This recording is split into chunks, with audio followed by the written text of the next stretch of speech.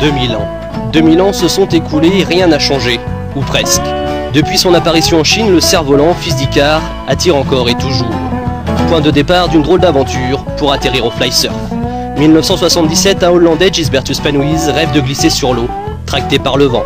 Sans suite immédiate, pourtant l'histoire est en marche. À sa naissance, des allumés, d'autres pionniers. Corey Roessler, un drôle d'oiseau, ce Corey Roessler, inventeur du kite-ski, une aile associée à des skis nautiques. Mon père m'a dit que la puissance du cerf-volant fera en navigation ce que le moteur a fait pour l'avion. Son évolution sera aussi rapide qu'efficace.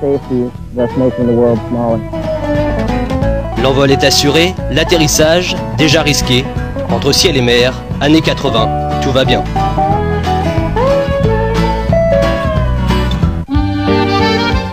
Wipika, encore des pionniers, deux Bretons, Bruno et Dominique Le Guignou, imaginent une voile marine sophistiquée. Particularité, une fois dans l'eau, elle peut décoller. Son nom, Wipika. Nouvelle sensation de l'innovation en 1985, l'histoire progresse. Un bond considérable, le rêve se réalise doucement.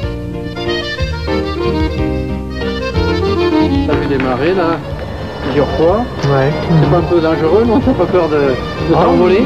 Bah ouais, à la limite, ouais. Ça arrive de temps en temps. Donc, ouais. Ça t'est arrivé déjà? Bah de faire des bons sauts, ouais, 20 mètres ou des trucs comme ça, ouais, ça arrive. Ouais. Rien ni personne ne semble pouvoir les arrêter. Sous le soleil, Laurent Ness a envie d'essayer encore autre chose. 7 ans après, les allumés s'additionnent. Une planche à voile, bien calée dans les footstraps, le cerf-volant à la main, Laurent Ness, tranquillement, avance. Les pionniers planent, les pieds dans l'eau, la tête ailleurs, dans les nuages. Et c'est vrai qu'il y a beaucoup de gens qui me décrivent comme étant un peu fou, quoi. Mais j'en connais beaucoup d'autres qui sont comme moi. Et le cerf-volant va les emmener tous, loin, très loin.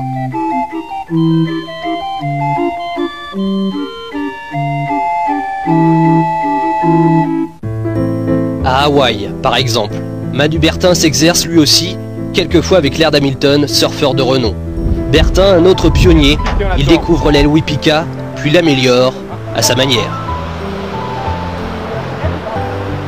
J'imagine que le simple fait de rajouter un petit coquillage qui vient du shorebreak de Kauai dans cette putain de chambre à air, c'est ce qui va faire toute la différence entre un run réussi de 2 heures au large des rives d'ici et un cerf-volant qui se dégonfle et qui du coup n'est plus manœuvrable et qui du coup tombe à l'eau et qui du coup te ruine l'après-midi.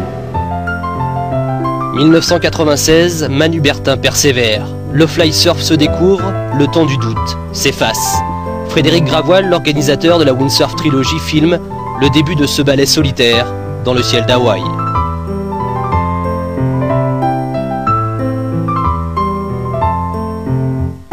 Tiré par l'histoire, le cerf-volant cède alors la place. Une aile, 2 lignes de tension, une planche, un théâtre mobile, la mer, la neige et le sable, le fly surf s'affirme. Issu d'une rencontre entre deux sports, le rêve devient enfin réalité. Mais moi j'ai envie d'y croire parce que bon, Icare c'est quand même la base pour plein de gens, quoi. Voler c'est magique. Alors moi, ce que je trouve dans le kitesurf, même si on maîtrise encore rien et qu'il y a énormément à trouver, bah, c'est globalement, il y a un outil qui permet de faire des jolis bonds de kangourou sur plein d'éléments différents. Tu vois ? Manu, Laurent, Corey et bien d'autres encore ont écrit l'histoire. Des pages de leur ténacité, leur volonté, ils ont offert à ce bout de tissu une autre dimension. Une aile qui virevolte au gré du vent, inlassablement, tout semble prêt.